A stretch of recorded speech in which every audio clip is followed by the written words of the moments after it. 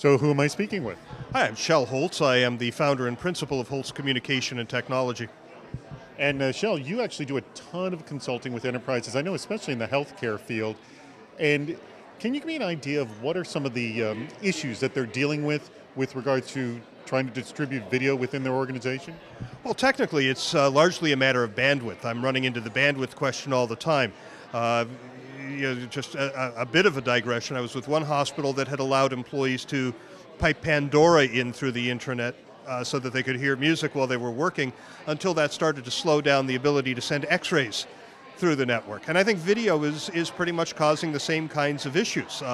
They have bandwidth demands that are mission critical, and if just sending videos back and forth that aren't part of that mission critical realm of content, then that becomes a problem. Of course, my solution to that is real simple: let's get more bandwidth, but that's a budget issue in a lot of places. Well, especially if you're dealing with enterprise infrastructure where bandwidth varies greatly depending on the location. So how are they managing that issue currently?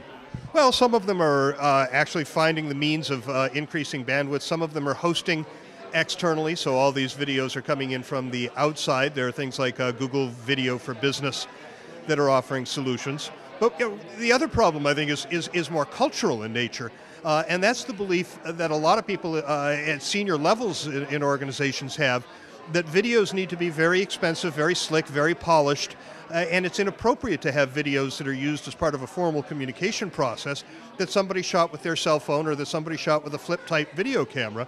That just does not reflect the level of quality in the organization. And a lot of people at the senior levels who haven't been engaged in the social space haven't come to recognize that there is this notion of good enough. That if it's reasonably entertaining and it gets the message across, if it provides the training or the information that people need, it doesn't need to be slick. It doesn't need to be Madison Avenue quality video production. That if you distribute, I work with one hospital where they've put a flip video camera in every department, and if you see something that would make for a good video that helps other employees do their job, you're free to produce that video. We're also seeing organizations, Pepsi is one I know of, that are creating their own YouTube-like environments that allow employees to upload without getting any kind of approval. So some of these barriers, there are organizations that are doing well at tearing them down and making the business case, but it's slow going for a lot of companies. Well, let me isolate that one thing you just mentioned at the end about trying to make the business case. What do you think the business case is for video within the organization?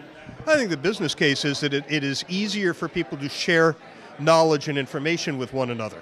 The idea that I'm going to sit down and spend 4 hours crafting a white paper and upload it to the knowledge management system is silly.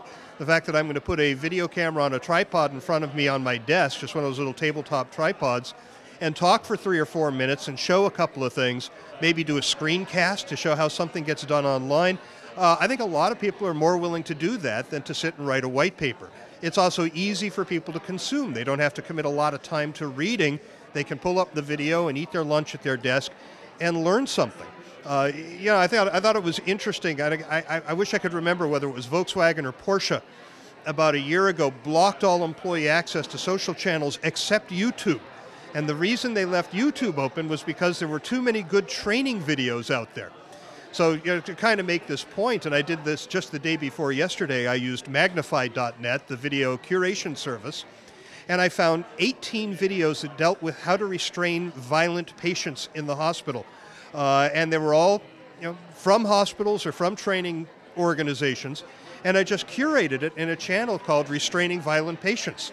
And this would lead an organization like a hospital to not have to go out and produce these themselves. As long as what's in the videos is not inconsistent with the policies of the hospital, the training materials already exist, and all you have to do is curate what's already out there in order to provide this really amazing resource to people that they can sit and consume in a matter of a couple of minutes at a stretch on their own time while they're having their lunch or while they're doing something else. So it's just a resource.